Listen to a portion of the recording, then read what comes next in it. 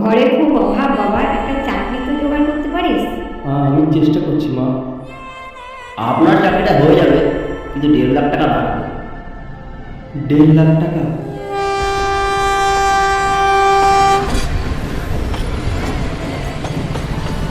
আগুন আছে? আগুন নেন।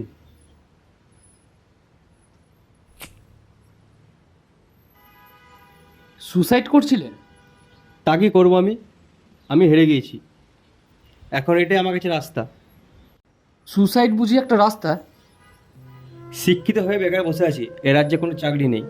এখন চাকরি পেতে গেলে তো টাকা লাগে, টাকা আর টাকা। অনেক অভাব বাড়িতে, আমি হেরে গিয়েছি। ও আচ্ছা, বুঝলাম। আজকে তুমি হয়তো হেরে গিয়েছো, কালকে তুমি হয়তো নতুন আলোর দিশা দেখতেও পারো।